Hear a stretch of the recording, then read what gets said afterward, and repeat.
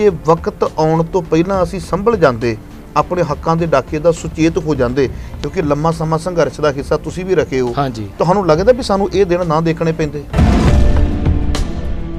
ਕਿਸਾਨ ਅੱਜ ਭਾਵੇਂ 31 ਜਥੇਬੰਦੀਆਂ 'ਚ ਵੰਡਿਆ, ਪਰ ਨਾਲ ਇਹ ਵੀ ਹੈ ਕਿ ਉਹ 31 ਦਾ 51 ਕਿਵੇਂ ਉਹਨੇ ਸਰਕਾਰ ਨੂੰ ਮੋੜਨਾ, ਇਹ ਵੀ ਇੱਕ ਬੜਾ ਵੱਡਾ ਸਵਾਲ ਹੈ। ਪਰ ਕਿਤੇ ਨਾ ਕਿਤੇ ਕਿਸਾਨ ਜਥੇਬੰਦੀਆਂ ਨੇ ਵੀ ਤੇ ਧੋਖਾ ਕੀਤਾ ਨਾ ਕਿਸਾਨਾਂ ਦੇ ਨਾਲ। ਕੁਝ ਜਥੇਬੰਦੀਆਂ ਜਿਹੜੀਆਂ ਨੇ ਸਪਸ਼ਟ ਰੂਪ ਦੇ ਵਿੱਚ ਲੋਕ ਲੱਗ ਪਏ ਨੇ ਕਹਿਣ, ਮੈਂ ਨਹੀਂ ਕਹਿੰਦਾ ਵੀ ਆ ਅਕਾਲੀਆਂ ਦੀ ਏ, ਇਹ ਕਾਂਗਰਸ ਦੀ ਏ, ਕਿਤੇ ਨਾ ਕਿਤੇ ਉਹਨਾਂ ਦੇ ਆਗੂਆਂ ਦੇ ਉੱਪਰ ਠੱਪੇ ਲੱਗੇ ਹੋਏ ਨੇ। ਤਾਂ ਜਿਹੜੀਆਂ ਕਿਸਾਨ ਯੂਨੀਅਨ ਜਥੇਬੰਦੀਆਂ ਨੇ, ਇਹਨਾਂ ਦੇ ਅੰਦਰ ਏਕਤਾ ਜਿਹੜੀ ਏ ਇਹ ਲੋਕਾਂ ਨੇ ਕਰਾ ਦੇਣੀ ਹੈ। ਦੀਪ ਸਿੱਧੂ ਏ, ਉਹਨੂੰ ਜਿੰਨਾ ਕੁ ਮੈਂ ਪੜ੍ਹਿਆ ਵਿਚਾਰਿਆ ਜਾਂ ਉਹਨੂੰ ਸੁਣਿਆ ਹੈ, ਬੰਦੇ ਨੇ ਲਾ ਕੀਤੀ ਹੋਈ ਹੈ। ਬੰਦਾ ਫਿਲਮ ਇੰਡਸਟਰੀ ਦੇ ਵਿੱਚ ਵੀ ਵੇਖ ਆਇਆ, ਪੈਸੇ ਦੀ ਕੋਈ ਭੁੱਖ ਨਹੀਂ ਰਹੀ। ਔਰ ਉਸ ਬੰਦੇ ਦੇ ਅੰਦਰ ਜਿਸ ਤਰ੍ਹਾਂ ਦੇ ਉਹ ਗੱਲਾਂ ਕਰ ਰਿਹਾ ਸਟੇਜ ਦੇ ਉੱਤੇ, ਜੇ ਉਹ ਵਾਕਿਆ ਇਹਨੂੰ ਪ੍ਰੈਕਟੀਕਲ ਰੂਪ ਦੇ ਵਿੱਚ ਵਿਖਾ ਜਾਂਦਾ ਤਾਂ ਮੈਂ ਕਹਿੰਦਾ ਕਿ ਉਹ ਪੰਜਾਬੀਆਂ ਦਾ ਹੀਰੋ ਬਣ ਸਕਦਾ। ਇੱਕੋ ਹੀ ਇੱਕ ਗੱਲ ਦਾ ਖਦਸ਼ਾ ਵਾਰ-ਵਾਰ ਰਹਿੰਦਾ ਹੈ ਕਿ ਕਿਤੇ ਉਹ ਕੰਮ ਨਾ ਹੋ ਜਾਵੇ ਜਿਹੜਾ ਪੁਰਾਣਾ ਯਾਰਾਨਾ ਜਿਹੜਾ ਆ, ਹਾਂ ਪੁਰਾਣਾ ਯਾਰਾਨਾ ਜਿਹੜਾ ਉਹ ਭਾਰੂ ਨਾ ਕਿਤੇ ਪੈ ਜੇ। ਜਿਹੜੇ 3 ਕਾਨੂੰਨ ਬਣ ਗਏ ਨੇ, ਇਹਦਾ ਪੰਜਾਬ ਨੂੰ ਸਭ ਤੋਂ ਵੱਡਾ ਨੁਕਸਾਨ ਕੀ ਹੋਵੇਗਾ? ਇੰਗਲੈਂਡ ਦੇ ਅੰਦਰ ਹਰ ਮਿੰਟ ਸਕਿੰਟ ਦੇ ਅੰਦਰ ਇੱਕ ਕਿਸਾਨ ਖੇਤੀ ਛੱਡ ਰਿਹਾ। ਇਹ ਜੋ ਕੁਝ ਵਾਪਰ ਰਿਹਾ ਹੈ, ਇਹ ਕਿਸਾਨੀ ਨੂੰ ਖਤਮ ਕਰਨ ਦੀਆਂ ਇੱਕ ਵੱਡੀਆਂ ਸਾਜ਼ਿਸ਼ਾਂ ਨੇ। ਦੇਸ਼ ਵਿਦੇਸ਼ ਦੇ ਸਾਰੇ ਹੀ ਦਰਸ਼ਕਾਂ ਦਾ ਤੁਹਾਡੇ ਆਪਣੇ ਸੇਵਕ ਹਰਪ੍ਰੀਤ ਸਿੰਘ ਮਖੂ ਵੱਲੋਂ ਦਿਲ ਦੀਆਂ ਗਹਿਰਾਈਆਂ ਤੋਂ ਸਵਾਗਤ ਹੈ। ਦਰਸ਼ਕੋ, ਤੁਹਾਡੇ ਨਾਲ ਵਾਅਦਾ ਕਰਕੇ ਗਿਆ ਸਾਂ ਕਿ ਅਗਲੇ ਐਪੀਸੋਡ ਦੇ ਵਿੱਚ ਵੀ ਸਰਦਾਰ ਕਰਨੈਲ ਸਿੰਘ ਪੀਰ ਮੁਹੰਮਦ ਮੇਰੇ ਨਾਲ ਹੋਣਗੇ। ਤੁਹਾਡੇ ਨਾਲ ਕੀਤੇ ਵਾਅਦੇ ਦੇ ਉੱਪਰ ਫੁੱਲ ਚੜਾਉਂਦਾ ਹੋਇਆ ਹਾਜ਼ਰ ਹੋਇਆ ਮੈਂ। ਸਰਦਾਰ ਕਰਨੈਲ ਸਿੰਘ ਪੀਰ ਮੁਹੰਮਦ ਜੀ ਦੇ ਨਾਲ ਗੱਲ ਕਰਾਂਗੇ ਕਿਸਾਨੀ ਮੋਰਚੇ ਦੀ। ਸਭ ਤੋਂ ਪਹਿਲਾਂ ਪ੍ਰੋਗਰਾਮ ਦੇ ਵਿੱਚ ਸਰਦਾਰ ਕਰਨੈਲ ਸਿੰਘ ਪੀਰ ਮੁਹੰਮਦ ਜੀ ਦਾ ਸਵਾਗਤ ਕਰਦੇ ਹਾਂ। ਵੀਰ ਜੀ, ਵਾਹਿਗੁਰੂ ਜੀ ਕਾ ਖਾਲਸਾ, ਵਾਹਿਗੁਰੂ ਜੀ ਕੀ ਫਤਿਹ। ਬੜੀ ਪ੍ਰਸੰਨਤਾ ਹੋਈ ਹੈ ਜੀ ਤੁਹਾਡੇ ਨਾਲ ਦੁਬਾਰਾ। ਸਰਦਾਰ ਸਾਹਿਬ, ਜੇ ਗੱਲ ਕਰੀਏ ਆਪਾਂ ਕਿਸਾਨੀ ਮੋਰਚਿਆਂ ਦੀ, ਜਿਵੇਂ ਤੁਸੀਂ ਗੱਲ ਕੀਤੀ ਸੀ ਕਿ ਇੱਕ ਚੀਜ਼ ਬੜੀ ਗਜ਼ਬ ਦੀ ਆਈ ਹੈ ਵੀ ਫਸਟ ਟਾਈਮ ਹੋਇਆ ਕਿ ਸਾਰੇ ਪੰਜਾਬ ਦੇ ਲੋਕ ਇੱਕ ਮੁੱਦੇ ਦੇ ਉੱਪਰ ਇਕੱਠੇ ਹੋ ਗਏ ਨੇ। ਹਾਂਜੀ, ਭਾਵੇਂ ਕਈਆਂ ਨੂੰ ਸਮਝ ਹੈ, ਕਈਆਂ ਨੂੰ ਸਮਝ ਨਹੀਂ ਹੈ। ਹੁਣ ਕਈਆਂ ਕਿਸਾਨਾਂ ਨੂੰ ਇਹ ਬਿੱਲ ਦੇ ਕੀ ਨਾਮ ਨੇ, ਇਹ ਕਿਵੇਂ ਹੈ, ਵੈਸੇ ਨਾਮ ਬੜੇ ਲੰਬੇ ਚੌੜੇ ਜਿਹੇ ਹੁੰਦੇ, ਕਈ ਵਾਰੀ ਵਕੀਲਾਂ ਨੂੰ ਵੀ ਨਹੀਂ ਪਤਾ ਹੁੰਦੇ। ਹਾਂਜੀ, ਪਰ ਉਹ ਪੰਜਾਬ ਦੇ ਲੋਕ ਇਕੱਠੇ ਹੋ ਗਏ, ਪਤਾ ਲੱਗ ਗਿਆ ਵੀ ਸਾਡੇ ਹੱਕਾਂ ਤੇ ਡਾਕਾ ਪੈਣ ਲੱਗਾ। ਬਿਲਕੁਲ ਜੀ। ਵੀ ਜੇ ਤੁਹਾਨੂੰ ਲੱਗਦਾ ਵੀ ਜੇ ਵਕਤ ਆਉਣ ਤੋਂ ਪਹਿਲਾਂ ਅਸੀਂ ਸੰਭਲ ਜਾਂਦੇ, ਆਪਣੇ ਹੱਕਾਂ ਦੇ ਡਾਕੇ ਦਾ ਸੁਚੇਤ ਹੋ ਜਾਂਦੇ, ਕਿਉਂਕਿ ਲੰਮਾ ਸਮਾਂ ਸੰਘਰਸ਼ ਦਾ ਹਿੱਸਾ ਤੁਸੀਂ ਵੀ ਰੱਖੇ ਹੋ, ਤੁਹਾਨੂੰ ਲੱਗਦਾ ਵੀ ਸਾਨੂੰ ਇਹ ਦਿਨ ਨਾ ਦੇਖਣੇ ਪੈਂਦੇ? ਜਿਵੇਂ ਅੱਜ ਇਕੱਠੇ ਹੋਏ ਆ, ਜਿਸ ਤੋਂ ਪਹਿਲਾਂ ਵੀ ਅਸੀਂ ਆਪਣੇ ਪੰਜਾਬੀ ਪਾਣੀਆਂ ਦੇ ਮੁੱਦੇ ਤੇ ਇਕੱਠੇ ਹੋ ਜਾਂਦੇ, ਬੋਲੀ ਦੇ ਮੁੱਦੇ ਦੇ ਉੱਪਰ ਇਕੱਠੇ ਹੋ ਜਾਂਦੇ, ਪੰਜਾਬੀ ਹੱਕਾਂ ਦੇ ਉੱਪਰ ਇਕੱਠੇ ਹੋ ਜਾਂਦੇ, ਤੇ ਆਹ ਦਿਨ ਸਾਨੂੰ ਨਾ ਦੇਖਣਾ ਪੈਂਦਾ। ਦੇਖੋ, ਪਹਿਲਾਂ ਕੀ ਹੁੰਦਾ ਸੀ ਕਿ ਜਿਹੜਾ ਸ਼੍ਰੋਮਣੀ ਅਕਾਲੀ ਦਲ ਸੀ, ਉਹ ਸਿੱਖ ਕੌਮ ਦੀ ਇੱਕ ਧਾਰਮਿਕ, ਰਾਜਨੀਤਿਕ, ਸਮਾਜਿਕ ਹਰ ਖੇਤਰ ਦੇ ਵਿੱਚ ਲੀਡ ਕਰਨ ਵਾਲੀ ਜਥੇਬੰਦੀ ਸੀ। ਜਿਹੜਾ ਵੀ ਮੋਰਚਾ ਲਾਉਂਦੀ ਸੀ ਜਿੱਤਦੀ ਸੀ। ਜਿੱਡੇ ਵੱਡੇ ਮੋਰਚੇ ਲੱਗੇ, ਮੋਰਚਿਆਂ ਦੇ ਵਿੱਚੋਂ ਹੀ ਸ਼੍ਰੋਮਣੀ ਅਕਾਲੀ ਦਲ ਨਿਕਲਿਆ, ਮੋਰਚਿਆਂ ਦੇ ਵਿੱਚੋਂ ਹੀ ਸ਼੍ਰੋਮਣੀ ਗੁਰਦੁਆਰਾ ਪ੍ਰਬੰਧਕ ਕਮੇਟੀ ਨਿਕਲੀ। ਤਾਂ ਉਸ ਵੇਲੇ ਮੋਰਚਿਆਂ ਦੀ ਅਗਵਾਈ ਸ਼੍ਰੋਮਣੀ ਅਕਾਲੀ ਦਲ ਦੇ ਹੱਥ ਵਿੱਚ ਰਹੀ ਹੈ। ਕਿਸਾਨਾਂ ਦੇ ਹੱਥ ਦੇ ਵਿੱਚ ਛੋਟੇ ਛੋਟੇ ਜਿਹੜੇ ਮਸਲੇ ਆ ਉਹ ਰਹਿੰਦੇ ਰਹੇ ਆ, ਉਹ ਵੀ ਉਸ ਦੇ ਵਿੱਚ ਕਿਤੇ ਨਾ ਕਿਤੇ ਸ਼੍ਰੋਮਣੀ ਅਕਾਲੀ ਦਲ ਇਨਵੋਲਵ ਹੋ ਜਾਂਦਾ ਰਿਹਾ। ਲੇਕਿਨ ਜਿੱਥੇ ਜਿੱਥੇ ਵੀ ਕਿਸਾਨ ਯੂਨੀਅਨ ਨੇ ਜਦੋਜਹਿਦ ਕੀਤੀ ਹੈ, ਬਹੁਤ ਥਾਵਾਂ ਦੇ ਉੱਤੇ ਉਹਨਾਂ ਨੇ ਜਿੱਤ ਪ੍ਰਾਪਤ ਕੀਤੀ, ਪਰ ਉਹ ਮਸਲੇ ਹੁੰਦੇ ਸੀ ਸਟੇਟ ਨਾਲ, ਸੈਂਟਰ ਦੇ ਨਾਲ ਜਿਹੜਾ ਵੀ ਮਸਲਾ ਹੁੰਦਾ ਸੀ ਉਸ ਦੇ ਵਿੱਚ ਕਿਤੇ ਨਾ ਕਿਤੇ ਜਿਹੜੀਆਂ ਵੱਡੀਆਂ ਰਾਜਨੀਤਿਕ ਪਾਰਟੀਆਂ ਉਹ ਵਿੱਚ ਆਪਣਾ ਪ੍ਰਭਾਵ ਦੇ ਜਾਂਦੀਆਂ ਸੀ। ਹੁਣ ਵੀ ਜਿਹੜੀ ਸਭ ਤੋਂ ਵਿਚਾਰਨ ਵਾਲੀ ਗੱਲ ਹੈ, ਅੱਜ ਤੁਸੀਂ ਇਹ ਦੇਖੋ ਜਿਹੜੇ ਵੱਡੇ ਵੱਡੇ ਧਨੰਤਰ ਉਹ ਅੱਜ ਖੂੰਜੇ ਲੱਗੇ ਆ। ਉਹ ਇਹ ਗੱਲ ਕਹਿੰਦੇ ਆ ਜੀ ਅਸੀਂ ਲੀਡ ਇਹ ਕਰਨ ਤੇ ਅਸੀਂ ਪਿੱਛੇ ਉਹਨਾਂ ਦੇ ਲੱਗਾਂਗੇ। ਕਹਿਣੀ ਉਹਨਾਂ ਵਾਸਤੇ ਸੌਖੀ ਗੱਲ ਨਹੀਂ ਹੁੰਦੀ। ਜਿਵੇਂ ਇੱਕ ਬਜ਼ੁਰਗ ਹੈ ਨਾ, ਬਜ਼ੁਰਗ ਕਹਿ ਤਾਂ ਦਿੰਦਾ ਕਿ ਬੱਚੇ ਜਿਹੜੇ ਆ ਹੁਣ ਇਹੀ ਸਾਂਭਣ, ਆਪਾਂ ਤਾਂ ਫਰਕ ਹੋ ਗਏ ਆ, ਲੇਕਿਨ ਕਿਤੇ ਨਾ ਕਿਤੇ ਈਗੋ ਜਿਹੜੀ ਹੈ ਨਾ ਉਹ ਅੰਦਰ ਜਿੱਤ ਨਹੀਂ ਕਰਦਾ। ਠੀਕ ਹੈ ਨਾ, ਇਸੇ ਤਰ੍ਹਾਂ ਹੀ ਇਹ ਆ ਗੱਲ ਕਿ ਇਹਨੂੰ ਦੇਖੋ ਜਿਹੜੇ ਵੈਸੇ ਨਾ ਇਹਨਾਂ ਦੇ ਮੂੰਹ ਚੋਂ ਗੱਲ ਨਿਕਲੀ ਬੜੀ ਔਖੀ ਹੈ ਨਾ। ਹਾਂ, ਦੇਖੋ ਵੀ ਨਹੀਂ ਹੁਣ ਕਿਸਾਨ ਜਥੇਬੰਦੀਆਂ ਅੱਗੇ ਲੱਗਣ, ਜਿੰਨੀਆਂ ਵੀ ਚਾਹੇ ਟਰੈਕਟਰ ਸ਼ੋਅ ਕਰਕੇ ਵੇਖ ਲੈ, ਚਾਹੇ ਰਾਹੁਲ ਗਾਂਧੀ ਨੂੰ ਉੱਥੋਂ ਸੱਦਿਆ, ਤੁਸੀਂ ਮੈਨੂੰ ਦੱਸੋ ਕਿੱਡੀ ਹਾਸੋ ਵੀ ਨਹੀਂ ਗੱਲ ਏ ਕਿ ਭਾਈ ਤੂੰ ਦਿੱਲੀ ਦੇ ਵਿੱਚ ਸਾਰਾ ਕੁਝ ਹੋ ਰਿਹਾ, ਦਿੱਲੀ ਦੇ ਵਿੱਚੋਂ ਕਾਨੂੰਨ ਪਾਸ ਹੋ ਰਿਹਾ, ਤੇ ਤੂੰ ਇੱਥੇ ਮਗਰਾਟਾਂ ਦੇ ਬੈਠ ਕੇ ਇੱਥੇ ਕਿਹਨੂੰ ਸ਼ੋਅ ਦਿਖਾ ਰਿਹਾ? ਸਰਕਾਰ ਇੱਥੇ ਤੇਰੀ ਹੈ, ਉਹ ਸਰਕਾਰ ਦੇ ਵਿੱਚ ਤੁਸੀਂ ਆਪੇ ਹੀ ਆਪਣੀ ਪਬਲਿਕ ਨੂੰ ਨਾਲ ਲੈ ਕੇ ਤੇ ਦੂਸਰੇ ਭਾਈਆਂ ਨੇ ਲੈਂਡ ਕਰੂਜ਼ਰ, ਹਾਂਜੀ, ਵੱਡੀਆਂ ਵੱਡੀਆਂ ਗੱਡੀਆਂ, ਸਫਾਰੀਆਂ, ਕਿਸੇ ਦੇ ਕੋਲ ਫਾਰਚੂਨਰ, ਮਗਰ ਐ ਸ਼ੋਅ ਬਣਾ ਕੇ ਅੱਗੇ ਬੈਠ ਕੇ ਤੇ ਉਹ ਐ ਨੂੰ ਆ ਗਏ ਤੇ ਇੱਥੇ ਆ ਕੇ ਉਹ ਮੈਂ ਪਤਾ ਨਹੀਂ ਤੁਹਾਡੀ ਸੁਣੀ ਸੀ ਗੱਲ ਕਿ ਉਹ ਜੀ ਆਣ ਕੇ ਮੁਨਸ਼ੀ ਦੇ ਕਮਰੇ ਦੇ ਵਿੱਚ ਹੀ ਉਹ ਕਾਗਜ਼ ਸੁੱਟ ਗਏ ਤੇ ਉੱਥੋਂ ਹੀ ਗਾਂ ਜੀ ਬਦਨੌਰ ਸਾਹਿਬ ਤੱਕ ਉਹ ਗੱਲਬਾਤ ਰਾਤ ਦੇ ਹਨੇਰਿਆਂ 'ਚ ਕਰਕੇ ਤੇ ਗੱਲ ਮੁਕਾ ਗਏ। ਸੋ ਇਹਨਾਂ ਹਾਲਾਤਾਂ ਦੇ ਵਿੱਚ ਜਿਹੜਾ ਕਿਸਾਨ ਹੈ, ਕਿਸਾਨ ਅੱਜ ਭਾਵੇਂ 31 ਜਥੇਬੰਦੀਆਂ 'ਚ ਵੰਡਿਆ, ਪਰ ਨਾਲ ਇਹ ਵੀ ਹੈ ਕਿ ਉਹ 31 ਦਾ 51 ਕਿਵੇਂ ਉਹਨੇ ਸਰਕਾਰ ਨੂੰ ਮੋੜਨਾ, ਇਹ ਵੀ ਇੱਕ ਬੜਾ ਵੱਡਾ ਸਵਾਲ ਹੈ। ਕਿਸਾਨਾਂ ਜਿਹੜੀ ਕਿਸਾਨ ਦੀ ਤੁਸੀਂ ਗੱਲ ਕੀਤੀ ਸੀ ਵੀ ਅੱਗੇ ਜਥੇਬੰਦੀਆਂ ਜਿਹੜੀਆਂ ਨੇ ਉਹ ਕੰਮ ਕਰਦੀਆਂ ਸੀ ਤੇ ਕਿਤੇ ਨਾ ਕਿਤੇ ਅਕਾਲੀ ਦਲ ਜਿਹੜਾ ਆ ਕਿਸਾਨ ਜਥੇਬੰਦੀਆਂ ਦੇ ਨਾਲ ਸੀ, ਹਾਂਜੀ, ਪਰ ਹੁਣ ਤੁਸੀਂ ਕਿਹਾ ਵੀ ਹੁਣ ਅੱਗੇ ਇਹਨਾਂ ਨੂੰ ਲਾਇਆ ਹੋਇਆ ਉਹ ਮਗਰਲੇ ਪਾਸੇ ਆਪ ਦੇ ਮੂੰਹੋਂ ਕਹਿੰਦੇ ਵੀ ਅਸੀਂ ਪਿੱਛੇ ਹੋ ਕੇ ਜਿਹੜਾ ਤੁਹਾਡਾ ਸਹਿਯੋਗ ਕਰਾਂਗੇ, ਇਹ ਜਿਹੜੀ ਮੰਗ ਹੈ ਸੈਂਟਰ ਤੱਕ ਲੈ ਕੇ ਜਾਵਾਂਗੇ। ਪਰ ਕਿਤੇ ਨਾ ਕਿਤੇ ਕਿਸਾਨ ਜਥੇਬੰਦੀਆਂ ਨੇ ਵੀ ਤੇ ਧੋਖਾ ਕੀਤਾ ਨਾ ਕਿਸਾਨਾਂ ਦੇ ਨਾਲ। ਕੁਝ ਜਥੇਬੰਦੀਆਂ ਜਿਹੜੀਆਂ ਨੇ ਸਪਸ਼ਟ ਰੂਪ ਦੇ ਵਿੱਚ ਲੋਕ ਲੱਗ ਪਏ ਨੇ ਕਹਿਣ, ਮੈਂ ਨਹੀਂ ਕਹਿੰਦਾ ਵੀ ਆ ਅਕਾਲੀਆਂ ਦੀ ਏ, ਇਹ ਕਾਂਗਰਸ ਦੀ ਏ, ਕਿਤੇ ਨਾ ਕਿਤੇ ਉਹਨਾਂ ਦੇ ਆਗੂਆਂ ਦੇ ਉੱਪਰ ਠੱਪੇ ਲੱਗੇ ਹੋਏ ਨੇ। ਆ ਦੇਖੋ ਜੀ, ਦੋ ਲੀਡਰ ਨੇ, ਮੈਂ ਤਾਂ ਤਿੰਨਾਂ ਦੀ ਗੱਲ ਕਰਾਂਗਾ ਇਸ ਵੇਲੇ, ਜਿਹੜੇ ਜਿਨ੍ਹਾਂ ਨੇ ਬੜੀ ਲੜਾਈ ਇਕੱਠਿਆਂ ਵੀ ਲੜੀ ਤੇ ਮੁੜ ਕੇ ਅੱਡ ਅੱਡ ਯੂਨੀਅਨਾਂ ਬਣਾ ਲਈਆਂ। ਉਹਨਾਂ ਦੇ ਵਿੱਚ ਸਰਦਾਰ ਭੁਪਿੰਦਰ ਸਿੰਘ ਮਾਨ ਨੇ, ਜਿਨ੍ਹਾਂ ਬਾਰੇ ਕਿਹਾ ਜਾਂਦਾ ਕੋਈ ਕੈਪਟਨ ਅਮਰਿੰਦਰ ਸਿੰਘ ਹੋਰਾਂ ਦੇ ਬਹੁਤ ਨੇੜੇ ਆ। ਇਸੇ ਤਰ੍ਹਾਂ ਸਰਦਾਰ ਆਪਣੇ ਹੈਗੇ ਨੇ ਅਜਮੇਰ ਸਿੰਘ ਲੱਖੋਵਾਲ, ਉਹ ਤਾਂ ਮੰਡੀਕਰਨ ਬੋਰਡ ਦੇ ਉਹਨਾਂ ਨੇ 10 ਸਾਲ ਆਨੰਦ ਲਿਆ ਪੂਰਾ, ਠੀਕ ਹੈ ਜੀ, ਤੇ ਉਹ ਉੱਥੇ ਚੇਅਰਮੈਨ ਰਹੇ। ਤੀਸਰੇ ਹੈਗੇ ਨੇ ਰਾਜੇਵਾਲ ਸਾਹਿਬ, ਉਹ ਢੀਂਡਸਾ ਸਾਹਿਬ ਨੂੰ ਵੀ ਮਿਲ ਲੈਂਦੇ ਆ, ਬਾਦਲ ਸਾਹਿਬ ਨੂੰ ਵੀ ਮਿਲ ਲੈਂਦੇ ਆ ਤੇ ਕੈਪਟਨ ਸਾਹਿਬ ਨੂੰ ਮਿਲ ਲੈਂਦੇ ਆ। ਪਰ ਮੈਂ ਇਹ ਗੱਲ ਕਹਿਣਾ ਕਿ ਉਹ ਬਹੁਤ ਸਿਆਣੇ ਸੁਲਝੇ ਹੋਏ ਆਗੂ ਨੇ, ਕਿਉਂਕਿ ਉਹਨਾਂ ਦੇ ਲੇਖ ਪੰਜਾਬ ਦੇ ਲੀਡਿੰਗ ਪੇਪਰਾਂ ਦੇ ਵਿੱਚ ਸਾਰਿਆਂ ਦੇ ਵਿੱਚ ਪੜ੍ਹੀ ਦੇ ਆ, ਤਾਂ ਉਹਦੇ ਵਿੱਚੋਂ ਇੱਕ ਸੂਝ-ਬੂਝ ਨਜ਼ਰ ਆਉਂਦੀ ਹੈ। ਉਹਨਾਂ ਦੀ ਇੰਟਰਵਿਊ ਵੀ ਪਿਛਲੇ ਦਿਨਾਂ ਦੇ ਵਿੱਚ ਜਿੰਨੀਆਂ ਵੀ ਹੋਈਆਂ ਉਹਦੇ ਵਿੱਚ ਉਹਨਾਂ ਨੇ ਸਾਰੇ ਪੱਖ ਦੱਸੇ ਆ। ਸੋ ਇਹ ਜਿਹੜੇ ਕਿਸਾਨ ਆਗੂ ਨੇ, ਇਹਨਾਂ ਨੂੰ ਆਪਣਾ ਆਤਮ ਮੰਥਨ ਕਰਨਾ ਪਵੇਗਾ ਕਿ ਕਿਸਾਨ ਯੂਨੀਅਨਾਂ ਸਾਡੀਆਂ ਤੇ ਉਹਨਾਂ ਦੇ ਵਿੱਚੋਂ ਨਿਕਲ ਕੇ ਬਾਕੀ 31 ਬਣੀਆਂ ਨੇ। ਜਿਵੇਂ ਸਾਡੀਆਂ ਫੈਡਰੇਸ਼ਨਾਂ ਦੀ ਗੱਲ ਕਰਦੇ ਸੀ, ਆਲ ਇੰਡੀਆ ਸਿੱਖ ਸਟੂਡੈਂਟ ਫੈਡਰੇਸ਼ਨ ਤੋਂ ਫੈਡਰੇਸ਼ਨਾਂ ਬਣ ਗਈਆਂ, ਇਸੇ ਤਰ੍ਹਾਂ ਨਿੱਜ ਨਾਲ ਜੁੜ ਗਈਆਂ। ਇਸੇ ਤਰ੍ਹਾਂ ਜਦੋਂ ਇਹਨਾਂ ਨੇ ਦੇਖਿਆ ਜਿੱਥੇ ਜਿੱਥੇ ਕਿਸਾਨ ਯੂਨੀਅਨ ਨੇ, ਮੈਂ ਕਈ ਬੰਦੇ ਕਹਿ ਦਿੰਦੇ ਕਿਸਾਨ ਬੜੇ ਪਾਟੇ ਹੋਏ ਆ, ਇਹਦੇ ਵਿੱਚ ਇਹ ਫਿਕਰ ਕਰਨ ਵਾਲੀ ਗੱਲ ਕੋਈ ਨਹੀਂ ਹੈਗੀ, ਕਿਉਂਕਿ ਕਿਸਾਨ ਯੂਨੀਅਨ ਇੱਕ ਪਿੰਡ ਦੀ ਵੀ ਹੋ ਸਕਦੀ ਹੈ, ਇੱਕ ਕਸਬੇ ਦੀ ਵੀ ਹੋ ਸਕਦੀ ਹੈ, ਇੱਕ ਸ਼ਹਿਰ ਦੀ ਵੀ ਹੋ ਸਕਦੀ ਹੈ, ਇੱਕ ਜ਼ਿਲ੍ਹੇ ਦੀ ਵੀ ਹੋ ਸਕਦੀ ਹੈ। ਗੱਲ ਤਾਂ ਹੈਗੀ ਹੈ ਕਿ ਲੀਡ ਕੌਣ ਕਰ ਰਿਹਾ। ਲੀਡ ਕਰਨ ਵਾਲੇ ਜਿਹੜੇ ਬੰਦੇ ਸਨ ਉਹਨਾਂ ਨੇ ਆਪਦਾ ਆਪ ਹੀ ਮਾਹੌਲ ਖਰਾਬ ਕਰ ਲਿਆ, ਕਿਉਂਕਿ ਤੁਸੀਂ ਦੇਖੋ ਲੱਖੋਵਾਲ ਸਾਹਿਬ ਜੇ ਬਣੇ ਸਨ ਮੰਡੀਕਰਨ ਬੋਰਡ ਦੇ ਚੇਅਰਮੈਨ, ਤਾਂ ਉਹਨਾਂ ਨੂੰ ਚਾਹੀਦਾ ਸੀ ਜਿੰਨੀਆਂ ਲਿੰਕ ਰੋਡ ਨੇ ਪੰਜਾਬ ਦੀਆਂ ਇੱਕ ਵੀ ਟੁੱਟੀ ਨਜ਼ਰ ਨਾ ਆਉਂਦੀ। ਜਥੇਦਾਰ ਤੋਤਾ ਸਿੰਘ, ਮੈਂ ਭਾਵੇਂ ਅੱਜ ਉਹ ਕਿਸੇ ਵਿਰੋਧੀ ਧਿਰ ਦੇ ਵਿੱਚ ਬੈਠੇ ਨੇ ਜਿਨ੍ਹਾਂ ਨਾਲ ਸਾਡੇ ਵਿਚਾਰਧਾਰਕ ਮਤਭੇਦ ਨੇ, ਸਿਧਾਂਤਕ ਮਤਭੇਦ ਨੇ, ਲੇਕਿਨ ਉਸ ਬੰਦੇ ਨੂੰ 19 ਮਹੀਨੇ ਦਾ ਮੌਕਾ ਮਿਲਿਆ ਸੀ।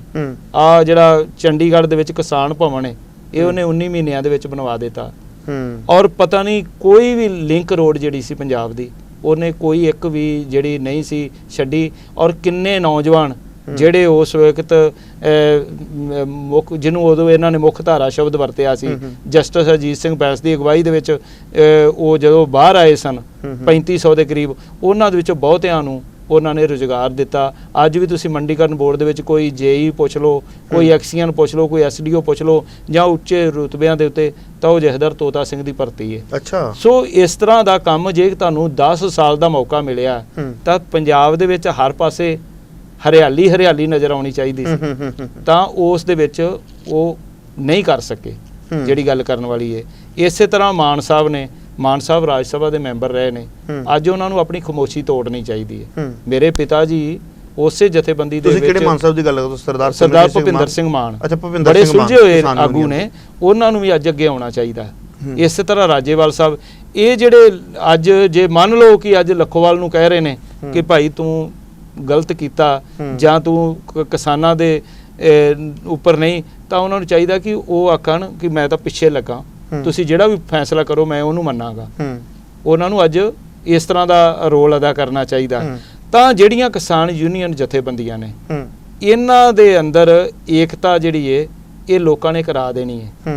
ਇਹ ਜਿਹੜਾ ਆਪਾਂ ਕਹਿ ਰਹੇ ਨਾ 31 ਜਥੇਬੰਦੀਆਂ, ਇਹ ਤੁਸੀਂ ਦੇਖਿਓ ਆਉਂਦੇ ਦਿਨਾਂ ਦੇ ਵਿੱਚ ਇਹਨਾਂ ਨੂੰ ਇਕਜੁੱਟ ਹੋਣਾ ਪਵੇਗਾ, ਇਹਨਾਂ ਨੂੰ ਇੱਕ ਪਲੇਟਫਾਰਮ ਬਣਾਉਣਾ ਹੀ ਪਏਗਾ ਜੀ, ਕਿਉਂਕਿ ਜਿਸ ਤਰ੍ਹਾਂ ਦਾ ਮੋਰਚਾ, ਜਿਸ ਤਰੀਕਾ ਦੇ ਸ਼ੰਭੂ ਬਾਰਡਰ ਤੋਂ ਇੱਕ ਮਾਹੌਲ ਜਾ ਰਿਹਾ ਪੰਜਾਬ ਦੇ ਦੇਸ਼ ਦੁਨੀਆ ਦੇ ਅੰਦਰ, ਤੇ ਬਾਹਰ NRI ਭਾਈਚਾਰਾ ਜਿਸ ਤਰੀਕੇ ਨਾਲ ਇੱਕ ਆਸ ਲਾਈ ਬੈਠਾ ਇੱਥੇ ਬੈਠੇ ਨੌਜਵਾਨਾਂ ਤੋਂ, ਮੈਂ ਇਹ ਗੱਲ ਕਹਿਣਾ ਚਾਹੁੰਦਾ ਕਿ ਇਹ ਜ਼ਰੂਰੀ ਨਹੀਂ ਹੁੰਦਾ, ਜਿਵੇਂ ਆਪਾਂ ਤੁਸੀਂ ਪਹਿਲਾਂ ਸਵਾਲ ਕੀਤਾ ਸੀ ਕਿ ਕੱਲ ਦਾ ਮੁੰਡਾ ਉੱਠ ਕੇ ਕੁਝ ਕਰ ਸਕਦਾ, ਜੇ ਕੋਈ ਚੰਗਾ ਕੰਮ ਕਰ ਰਿਹਾ ਕਿਤੇ ਵੀ ਕਰ ਰਿਹਾ ਤਾਂ ਉਹਨੂੰ ਐਪਰੀਸ਼ੀਏਟ ਕਰਨਾ ਚਾਹੀਦਾ ਜੀ। ਪਰ ਜਿਵੇਂ ਤੁਸੀਂ ਗੱਲ ਕੀਤੀ ਹੈ ਵੀ ਸਭ ਇਕੱਠੀਆਂ ਹੋ ਜਾਣਗੀਆਂ ਕਿਸਾਨ ਜਥੇਬੰਦੀਆਂ, ਚੰਗੀ ਗੱਲ ਇਕੱਠੀਆਂ ਹੋ ਜਾਣਗੀਆਂ, ਪਰ ਮੋਰਚੇ ਤੇ ਸ਼ੰਭੂ ਬਾਰਡਰ ਦੇ ਉੱਪਰ 3 ਨੇ, ਸਰਦਾਰ ਸਿਮਰਨਜੀਤ ਸਿੰਘ ਮਾਨ ਦਾ ਵੱਖਰਾ ਹੈ, ਹਾਂਜੀ, ਦੀਪ ਸਿੱਧੂ ਗਰੁੱਪ ਦਾ ਵੱਖਰਾ ਹੈ, ਕਿਸਾਨ ਜਥੇਬੰਦੀਆਂ ਦਾ ਵੱਖਰਾ, ਇਹਨੂੰ ਕਿਸ ਰੂਪ ਦੇ ਵਿੱਚ ਦੇਖਦੇ ਹੋ? ਮੈਂ ਦੇਖਦਾ ਕਿ ਦੇਖੋ, ਮੈਂ ਸੁਣਿਆ ਸੀ ਉੱਥੇ ਵੀ ਮਿੱਤਰ ਆਪਣੇ ਬੈਠੇ ਆ, ਸਰਦਾਰ ਜਸਕਰਨ ਸਿੰਘ ਬੜੇ ਸੁਲਝੇ ਹੋਏ ਮੇਰੇ ਸਾਥੀ ਨੇ। ਮੈਂ ਇਹ ਗੱਲ ਕਹਾਂਗਾ ਕਿ ਜਿਵੇਂ ਉਹਨਾਂ ਨੇ ਗੱਲ ਕਹੀ ਕਿ ਜੇ ਸਾਨੂੰ ਕੋਈ ਨਾਲ ਰਲਾਉਣਾ ਚਾਹੁੰਦਾ ਹੈ, ਸਾਨੂੰ ਨਾਲ ਬਿਠਾਉਣਾ ਚਾਹੁੰਦਾ ਹੈ ਤਾਂ ਅਸੀਂ ਤਿਆਰ ਹਾਂ। ਮੈਂ ਉਹਨਾਂ ਦੀ ਸਟੇਟਮੈਂਟ ਹੀ ਸੁਣੀ ਸੀ ਇਹ ਗੱਲ। ਜੇ ਇਸ ਤਰ੍ਹਾਂ ਦਾ ਕੋਈ ਹੱਲ ਕੱਢ ਲਿਆ ਜਾਵੇ, ਨਾ ਵੀ ਕੁਝ ਹੋਵੇ, ਤਾਂ ਇੱਕ ਤਾਲਮੇਲ ਤਾਂ ਬਣਾਇਆ ਜਾ ਸਕਦਾ ਹੈ। ਇੱਕ ਤਾਲਮੇਲ, ਤੁਹਾਡੇ ਵਰਗੇ ਲੋਕ ਅੱਗੇ ਆਉਣ, ਉਹ ਤਾਲਮੇਲ ਬਣਾਉਣ, ਤਾਂ ਇਹ ਕੋਈ ਬਹੁਤੀ ਔਖੀ ਗੱਲ ਨਹੀਂ ਹੈਗੀ। ਇਹ ਮੋਰਚਾ ਇੱਕ ਜਗ੍ਹਾ ਦੇ ਉੱਤੇ ਹੋ ਸਕਦਾ ਹੈ, ਪਰ ਇਸ ਮੋਰਚੇ ਨੂੰ ਅੱਗੇ ਲੀਡ ਕਰਨ ਜਿਹੜਾ ਪਰਸਨੈਲਿਟੀ ਕਲੈਸ਼ ਨਹੀਂ ਆਉਣਾ ਚਾਹੀਦਾ। ਇਸ ਦੇ ਵਿੱਚ ਜਿਵੇਂ ਹੁਣ ਦੀਪ ਸਿੱਧੂ ਏ, ਉਹਨੂੰ ਜਿੰਨਾ ਕੁ ਮੈਂ ਪੜ੍ਹਿਆ, ਵਿਚਾਰਿਆ ਜਾਂ ਉਹਨੂੰ ਸੁਣਿਆ ਹੈ, ਬੰਦੇ ਨੇ ਲਾ ਕੀਤੀ ਹੋਈ ਏ, ਬੰਦਾ ਫਿਲਮ ਇੰਡਸਟਰੀ ਦੇ ਵਿੱਚ ਵੀ ਵੇਖ ਆਇਆ, ਪੈਸੇ ਦੀ ਕੋਈ ਭੁੱਖ ਨਹੀਂ ਰਹੀ, ਔਰ ਉਸ ਬੰਦੇ ਦੇ ਅੰਦਰ ਜਿਸ ਤਰ੍ਹਾਂ ਦੇ ਉਹ ਗੱਲਾਂ ਕਰ ਰਿਹਾ ਸਟੇਜ ਦੇ ਉੱਤੇ, ਜੇ ਉਹ ਵਾਕਿਆ ਇਹਨੂੰ ਪ੍ਰੈਕਟੀਕਲ ਰੂਪ ਦੇ ਵਿੱਚ ਵਿਖਾ ਜਾਂਦਾ ਤਾਂ ਮੈਂ ਕਹਿੰਦਾ ਕਿ ਉਹ ਪੰਜਾਬੀਆਂ ਦਾ ਹੀਰੋ ਬਣ ਸਕਦਾ। ਸਿੱਖ ਕੌਮ ਦੇ ਵਿੱਚ ਵੀ ਉਹਨੂੰ, ਕਿਉਂਕਿ ਉਹਨੇ ਸੱਚੀਆਂ ਗੱਲਾਂ ਕਹੀਆਂ, ਅਖੌਤੀ ਡੇਰਾਵਾਦ ਦੇ ਖਿਲਾਫ ਉਹਦੇ ਮੈਂ ਬੜੀਆਂ ਵਧੀਆ ਗੱਲਾਂ ਸੁਣੀਆਂ, ਬੜੀਆਂ ਉਹਨੇ ਦਲੀਲਪੂਰਵਕ ਗੱਲਾਂ ਕੀਤੀਆਂ ਕਿ ਕਿਹੜੀ ਗੱਲ ਸਾਨੂੰ ਅਕਾਲ ਤਖ਼ਤ ਸਾਹਿਬ ਤੇ ਬੈਠ ਕੇ ਕਰਨੀ ਚਾਹੀਦੀ ਹੈ ਤੇ ਕਿਹੜੀ ਗੱਲ ਸਾਨੂੰ ਆਮ ਦੁਨੀਆ ਜ਼ਿੰਦਗੀ ਦੇ ਵਿੱਚ ਕਰਨੀ ਚਾਹੀਦੀ ਹੈ। ਸੋ ਇਸ ਤਰ੍ਹਾਂ ਦੇ ਬੰਦੇ ਕਦੇ ਕਦੇ ਆਪਾਂ ਨੂੰ ਮਿਲਦੇ ਆ, ਪਰ ਇੱਕੋ ਹੀ ਇੱਕ ਗੱਲ ਦਾ ਖਦਸ਼ਾ ਵਾਰ-ਵਾਰ ਰਹਿੰਦਾ ਹੈ ਕਿ ਕਿਤੇ ਉਹ ਕੰਮ ਨਾ ਹੋ ਜਾਵੇ ਜਿਹੜਾ ਪੁਰਾਣਾ ਯਾਰਾਨਾ ਜਿਹੜਾ ਆ, ਹਾਂ, ਪੁਰਾਣਾ ਯਾਰਾਨਾ ਜਿਹੜਾ ਉਹ ਭਾਰੂ ਨਾ ਕਿਤੇ ਪੈ ਜੇ। ਇਹ ਗੱਲ ਉਹਨਾਂ ਨੂੰ ਵਿਚਾਰਨੀ ਵੀ ਚਾਹੀਦੀ। ਪਰ ਮੰਨ ਲਓ ਤੁਹਾਡੇ ਯਾਰਾਨੇ ਪੁਰਾਣੇ ਕਿਤੇ ਵੀ ਰਹੇ ਹੋਣਗੇ, ਜੇ ਮੰਨ ਲਓ ਅੱਜ ਸਰਦਾਰ ਕਰਨੈਲ ਸਿੰਘ ਪੀਰ ਮੁਹੰਮਦ ਕਿਸੇ ਸਿਧਾਂਤਕ ਮੁੱਦੇ ਦੇ ਉੱਪਰ ਬੈਠ ਜਾਂਦੇ ਨੇ, ਔਰ ਮੈਨੂੰ ਜਿਹੜਾ ਪੈਮਾਨਾ ਆ ਉਹ ਇਹਨਾਂ ਦੀਆਂ ਵਿਚਾਰਾਂ ਤੋਂ ਲੱਗ ਰਿਹਾ ਵੀ ਇਹ ਵਿਚਾਰ ਜਿਹੜੀ ਇਹ ਲੈ ਕੇ ਚੱਲਦੇ ਪਏ ਨੇ, ਤੇ ਮੈਂ ਫੇਰ ਇਹਨਾਂ ਦੇ ਉਹ ਜਿਹੜਾ ਪਿਛੋਕੜ ਆਖਾਂ ਵੀ ਜੇ ਕਿਤੇ ਕਰਨੈਲ ਸਿੰਘ ਪੀਰ ਮੁਹੰਮਦ ਪੁਰਾਣਾ ਫਿਰ ਯਾਰਾਨਾ ਨਾਲ ਇਕੱਠਾ ਕਰ ਲੈਣ, ਤੇ ਤੁਹਾਨੂੰ ਲੱਗਦਾ ਵੀ ਇਹ ਵੀ ਕੋਈ ਠੀਕ ਹੈ? ਦੇਖੋ ਕੀ ਹੁੰਦਾ ਹੈ ਕਿ ਜਿਹੜੀਆਂ ਸਰਕਾਰਾਂ ਨੇ ਨਾ ਬੜੇ ਹੱਥ ਕੰਡੇ ਵਰਤਦੀਆਂ ਨੇ। ਪ੍ਰਭਾਵ ਇਹ ਦਿੱਤਾ ਜਾਂਦਾ ਕਿ ਬਈ ਜੋ ਤੂੰ ਕਹਿ ਰਿਹਾ ਇਨ ਬਿਨ ਉਹਨੂੰ ਲਾਗੂ ਕਰ ਦਿਆਂਗੇ, ਜਿਵੇਂ ਤੂੰ ਕਹੇਗਾ ਉਵੇਂ ਕਰ ਦਿਆਂਗੇ। ਲੇਕਿਨ ਬਾਅਦ ਦੇ ਵਿੱਚ ਆ ਤੁਸੀਂ ਇਹ ਦੇਖੋ, ਜਿਹੜੇ 9 ਮਾਸ ਦੇ ਰਿਸ਼ਤੇ ਵਾਲੇ ਆ, ਇਹ ਕਿੰਨੀਆਂ ਚਿੱਠੀਆਂ ਲਿਆਉਂਦੇ ਰਹੇ ਜੀ। ਆ ਜੀ ਨਰਿੰਦਰ ਤੋਮਰ ਨੇ ਚਿੱਠੀ ਲਿਖੀ ਹੈ ਜੀ, ਲਿਆ ਕੇ ਪੜ੍ਹ ਦਿੰਦੇ ਸੀ। ਇਹਦੇ ਵਿੱਚ ਵੇਖੋ ਜੀ ਗਡਕਰੀ ਸਾਹਿਬ ਬੋਲੀ ਜਾਂਦੇ ਨੇ ਕਿ ਵੇਖੋ ਜੀ ਜੋ ਅਕਾਲੀ ਭਾਜਪਾ ਸਰਕਾਰ ਕਰ ਰਹੀ ਸੀ ਪਹਿਲੇ ਕੀ ਆ ਉਹ ਅਬ ਕਰ ਰਹੇ ਆ, ਐਸੇ ਕਰ ਰਹੇ ਆ। ਫਿਰ ਉਸ ਤੋਂ ਬਾਅਦ ਉਹਨਾਂ ਨੂੰ ਆਪਣੇ ਮੂੰਹ ਹੀ ਕਹਿਣਾ ਪਿਆ ਕਿ ਇਹ ਜਿਹੜੇ ਆਰਡੀਨੈਂਸ ਨੇ ਇਹ ਕਾਲੇ ਕਾਨੂੰਨ ਨੇ, ਜਿਨ੍ਹਾਂ ਨੂੰ ਉਹ ਪਹਿਲਾਂ ਇੰਨਾ ਵਧੀਆ ਪ੍ਰਚਾਰਦੇ ਰਹੇ। ਇਸੇ ਤਰੀਕੇ ਦੇ ਨਾਲ ਕੱਲ ਨੂੰ ਖੁਦਾ ਨਾ ਖਾਸਤਾ ਇਸ ਤਰ੍ਹਾਂ ਦੀ ਗੱਲ ਕੋਈ ਵਾਪਰਦੀ ਏ ਜਿਸ ਦੇ ਵਿੱਚ ਇਹ ਪ੍ਰਭਾਵ ਦਿੱਤਾ ਜਾਂਦਾ ਕਿ ਇਹਨੂੰ ਅਸੀਂ ਪੰਜਾਬ ਦੇ ਵਿੱਚ ਜਾਂ ਹਰਿਆਣੇ ਦੇ ਵਿੱਚ ਜਾਂ ਜਿਹੜੀਆਂ ਵੱਡੀਆਂ ਉਹ ਸਟੇਟਾਂ ਜਿੱਥੇ ਬਹੁਤਾ ਜ਼ਿਆਦਾ ਖੇਤੀਬਾੜੀ ਦਾ ਪ੍ਰਭਾਵ ਹੈਗਾ, ਉੱਥੇ ਅਸੀਂ ਇਹਨੂੰ ਇੰਪਲੀਮੈਂਟ ਨਹੀਂ ਕਰਦੇ। ਬਾਕੀ ਰਾਜਾਂ ਦੇ ਵਿੱਚ ਤੁਸੀਂ ਨਮੂਨੇ ਦੇ ਤੌਰ ਦੇ ਉੱਤੇ ਅਸੀਂ ਤਾਂ ਤੁਹਾਡੇ ਭਲੇ ਲਈ ਕਰ ਰਹੇ ਹਾਂ ਬਹੁਤ ਕੁਝ, ਤੇ ਇੱਥੇ ਅਸੀਂ ਇੰਜ ਨਹੀਂ ਕਰ ਰਹੇ, ਤਾਂ ਫਿਰ ਆਪਣੇ ਆਪ ਦੇ ਵਿੱਚ ਇੱਕ ਬੜਾ ਵੱਡਾ ਸਵਾਲ ਖੜਾ ਹੋ ਜਾਏਗਾ। ਇਹ ਹੈਗਾ। ਆਪਾਂ ਮੋਰਚਿਆਂ ਨੂੰ ਇੱਕ ਪਾਸੇ ਹੁਣ ਕਰ ਦਈਏ, ਜੇ ਆਪਾਂ ਇਸ ਜਿਹੜੇ 3 ਕਾਨੂੰਨ ਬਣ ਗਏ ਨੇ, ਇਹਦਾ ਪੰਜਾਬ ਨੂੰ ਸਭ ਤੋਂ ਵੱਡਾ ਨੁਕਸਾਨ ਕੀ ਹੋਵੇਗਾ? ਇਹਦਾ ਨੁਕਸਾਨ ਇਹ ਆ ਕਿ ਦੇਖੋ ਸਭ ਤੋਂ ਮੇਨ ਗੱਲ ਹੈਗੀ ਹੈ ਕਿ ਕਿਸਾਨ ਜਿਹੜਾ ਮਿਨੀਮਮ ਜਿਹੜਾ ਸਪੋਰਟ ਪ੍ਰਾਈਜ਼ ਹੈ ਕਿ ਘੱਟੋ ਘੱਟ ਜਿਹੜਾ ਆਪਾਂ ਇੱਕ ਚੀਜ਼ ਮਿੱਥ ਦਿੰਦੇ ਆ ਨਾ ਕਿ ਇਸ ਦਾ ਮੁੱਲ ਜਿਹੜਾ ਹੈ ਇਹ 200 ਰੁਪਈਆ ਹੈ। 200 ਰੁਪਈਏ ਤੋਂ ਵੱਧ ਤਾਂ ਹੋ ਜਾ ਸਕਦਾ, ਇਹਦੋਂ ਘੱਟ ਨਹੀਂ ਕੋਈ ਖਰੀਦੇਗਾ। ਪਰ ਇੰਜ ਪਹਿਲਾਂ ਵੀ ਨਹੀਂ ਹੋਇਆ।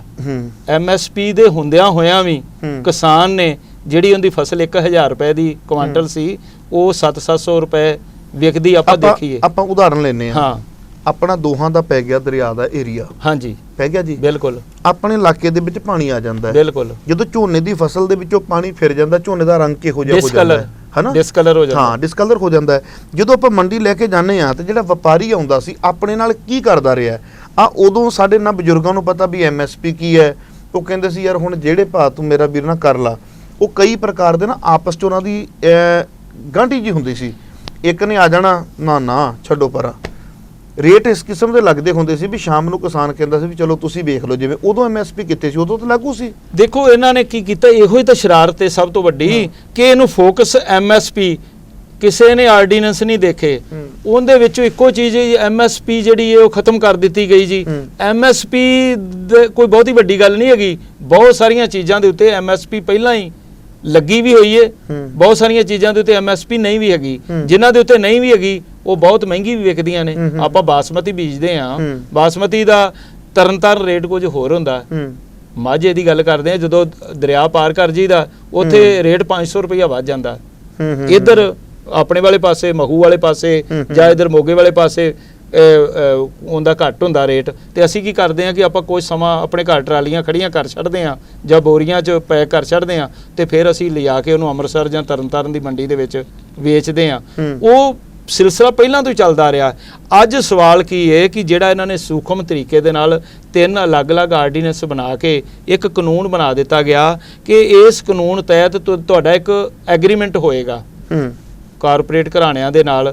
ਉਹ ਕਾਰਪੋਰੇਟ ਘਰਾਣੇ ਜਿਹੜੇ ਆ ਉਹ ਐਡੇ ਕੁ ਵਿਸ਼ਾਲ ਨੇ, ਉਹਨਾਂ ਨੇ ਮੰਨ ਲਓ ਕਿ ਮੋਗੇ ਦੇ ਵਿੱਚ ਪਹਿਲਾਂ ਹੀ ਆਪਣੇ ਗਡਾਊਨ ਬਣਾ ਦਿੱਤੇ, ਠੀਕ ਹੈ ਜੀ। ਉੱਥੇ ਉਹਨਾਂ ਨੇ ਮਾਲ ਆਪਣਾ ਡੰਪ ਕਰਨਾ, ਉੱਥੋਂ ਉਹਨਾਂ ਨੇ ਮਾਲ ਚੁੱਕਣਾ, ਤਾਂ ਉਹਨਾਂ ਨੇ ਦੂਸਰੀ ਮੰਡੀ ਦੇ ਵਿੱਚ, ਪਰ ਤੁਹਾਡੇ ਕੋਲ ਇੱਥੋਂ 500 ਰੁਪਏ ਦਾ ਖਰੀਦਿਆ, ਉੱਥੇ ਭਾਵੇਂ ਉਹ 2500 ਰੁਪਏ ਦਾ ਵੇਚੀ ਜਾਣ।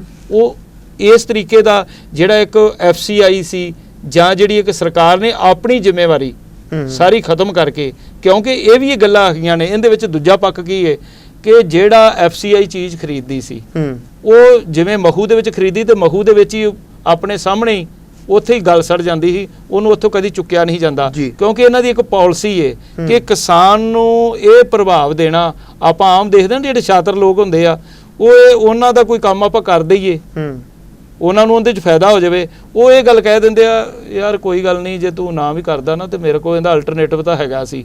ਇਹ ਅਲਟਰਨੇਟਿਵ ਤਾਂ ਇਹ ਵਿਦੇਸ਼ਾਂ ਦੇ ਵਿੱਚ ਇਹਨਾਂ ਨੇ ਰੱਖਿਆ ਹੋਇਆ ਕਿ ਉੱਥੋਂ ਜੀ ਅਮਰੀਕਾ ਤੋਂ ਕਣਕ ਮੰਗਵਾ ਰਹੇ ਆ, ਰਸ਼ੀਆ ਤੋਂ ਕਣਕ ਮੰਗਵਾ ਰਹੇ ਆ। ਇੰਦਰਾ ਗਾਂਧੀ ਨੇ ਕੀ ਗੱਲ ਕਹੀ ਸੀ ਜਦੋਂ ਲੋਕਾਂ ਨੂੰ ਭਰਮਾਇਆ, ਕਿਸਾਨਾਂ ਨੂੰ, ਕਿ ਮੈਂ ਜਬ ਵਹਾਂ ਜਾਤੀ ਹੂੰ तो मुझे बहुत जलील होना पड़ता है वहाँ से कणक खरीदने के लिए। तो वो मेरे साथ कोई अच्छा रसूख नहीं करते। लोगों ने जो उनकी स्पीच सुनते ही कि यार ये तो देखो अपने देश की प्रधानमंत्री नूं इंज करना पैंदा, इन्ना जलील होना पैंदा।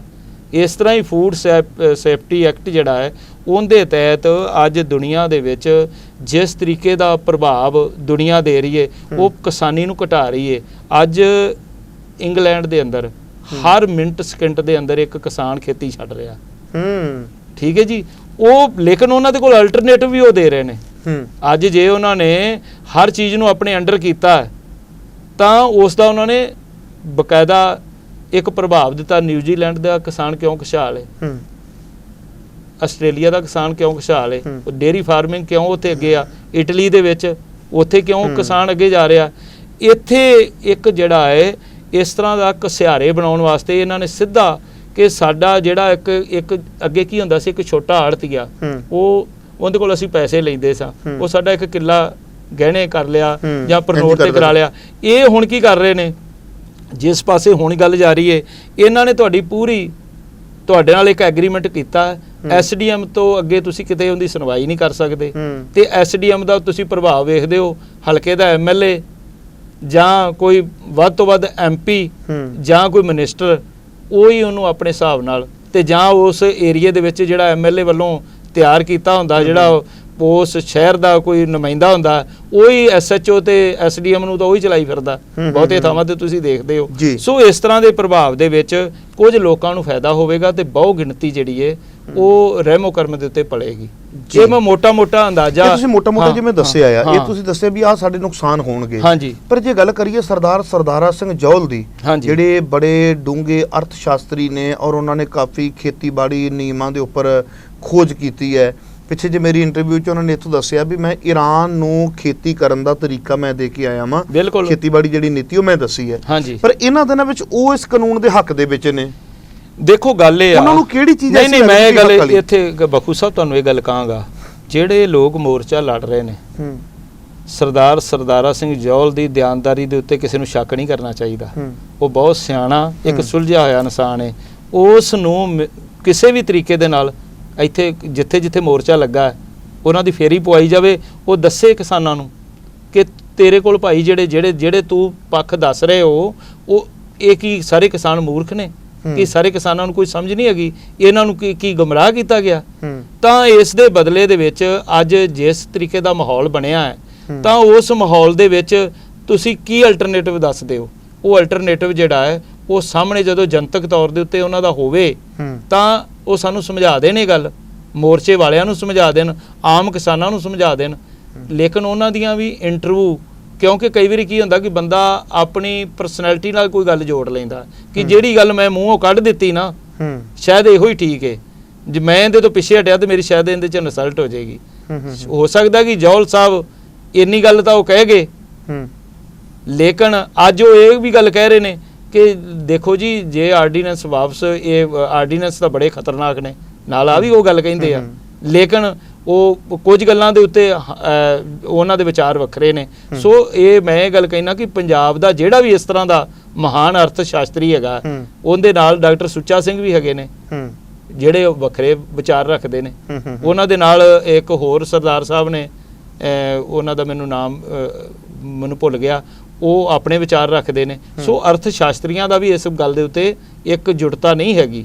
ਸੋ ਉਹਨਾਂ ਦੀ ਇੱਕ ਡਿਬੇਟ ਕੱਲਾ ਸੁਣਨ ਦੇ ਵਿੱਚ ਕੀ ਖਰਚ ਹੈ, ਸੁਣ ਤੇ ਲੈਣਾ ਚਾਹੀਦਾ, ਬੈਨੀਫਿਟ ਕੀ ਦੱਸਦੇ? ਮੈਂ ਇਹ ਗੱਲ ਕਹਿਣੀ ਚਾਹਣਾ ਕਿ ਇਹਦੇ ਉੱਤੇ ਇੱਕ ਸੈਮੀਨਾਰ ਹੋਣਾ ਚਾਹੀਦਾ।